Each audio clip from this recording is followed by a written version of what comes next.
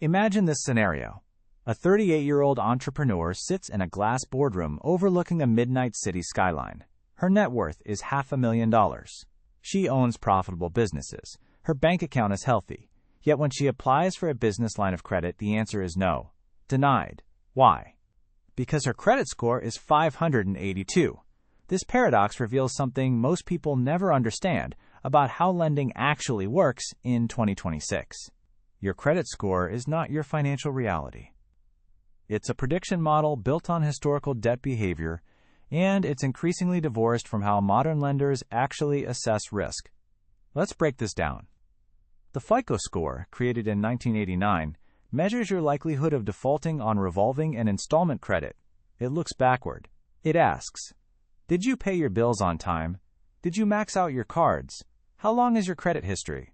For someone who's never needed traditional debt, who pays cash for everything, who avoids credit cards and bank loans because they're self-funded, the FICO model punishes financial independence. A 0 is not better than a 400. Invisibility is not rewarded. The entrepreneur in our scenario rarely borrows. She doesn't have a mortgage. She paid cash for her car. She doesn't carry credit card balances. From a FICO perspective, she's a ghost. No credit history means no way to prove creditworthiness through traditional channels. This is the first crack in the system. But there's a bigger shift happening in 2026. Progressive lenders are moving away from FICO-only underwriting toward cash flow analysis. Instead of asking, did you pay credit card bills, they're asking, what's your actual income? What's your burn rate? What's your runway? This is System 2 thinking applied to lending. System 1 is automatic. Check the score, approve, or deny. System 2 is deliberate. Analyze the data deeply, understand the real risk. Cash flow underwriting looks at bank statements, tax returns, revenue reports, and business metrics. It asks fundamental questions about your actual capacity to repay. The entrepreneur's $500,000 net worth suddenly matters. Her profitable businesses suddenly matter. Her monthly revenue and expenses suddenly matter. The credit score becomes almost irrelevant. Yet here's where it gets complicated. Most traditional banks still use FICO as the primary gate. Credit unions are slightly more flexible, but the real innovation is happening in alternative lending platforms and neobanks that have built underwriting models from scratch using alternative data. Alternative data is the third piece of this puzzle. Instead of relying on credit bureaus, these lenders pull information from utility payments, rental history, subscription services, payroll records, even social media activity that reflects financial behavior. They're building a more complete picture. If you've been paying your electricity bill for 5 years, that shows something. If you've maintained a consistent subscription to professional software, that shows commitment. If your bank account has never gone negative, if your average balance is stable, if your income is verifiable through multiple touch points, you're building a profile that doesn't depend on credit card payments. The entrepreneur's profile suddenly lights up with green signals across alternative data. A question becomes, how do you engineer a high-trust digital profile that works in this new landscape? First, you need visibility. Bank statements matter more than they ever have. Keep 6 to 12 months of clear, well-organized statements.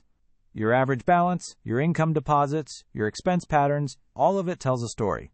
Second, you need consistency. Irregular deposits are red flags. Volatile spending is a red flag. But stable revenue, predictable expenses, and growing reserves are green flags. Third, you need optionality. Don't rely on a single funding source. If you're a business owner, have verified revenue sources across multiple platforms. If you're receiving income, make sure it's documented properly. The more ways you can prove income, the better. Fourth, build alternative credit, where traditional credit doesn't exist. Open a business credit line and use it small. Pay it off. Build a track record. Use financial institutions that report to business credit bureaus. Establish presence on platforms that matter in alternative underwriting. Fifth, understand your own metrics. Know your LTV ratio. Know your debt service coverage ratio. Know your burn rate and runway. When a lender asks, you should be able to answer in seconds, because you live inside these numbers. Sixth, diversify your lender relationships. Don't wait until you need money to build relationships with lenders. Talk to credit unions. Talk to neobanks. Talk to alternative platforms. Understand which ones use cash flow underwriting, and which ones will value your actual financial situation over an arbitrary score. If you found this valuable, please like the video. The insights here represent a fundamental shift in how wealth and creditworthiness are assessed, and sharing this helps us reach more people who've been trapped by outdated models. The entrepreneur in our story eventually got her credit line, but not from a traditional bank. She went to a platform that looked at her cash flow, her business metrics, her alternative data, and her actual net worth. She was approved for $250,000 because someone looked beyond the score and saw the reality. That's the future of lending in 2026. It's not just about your credit score anymore, it's about your entire financial fingerprint. If you're building wealth, if you're running a business, if you're self-funded and invisible to traditional credit bureaus, you need to understand this shift. You need to be intentional about building a digital profile that reflects your true financial position. The tools exist. The alternative lenders exist. The question is whether you're prepared to use them. Like this video if it changed how you think about credit and lending.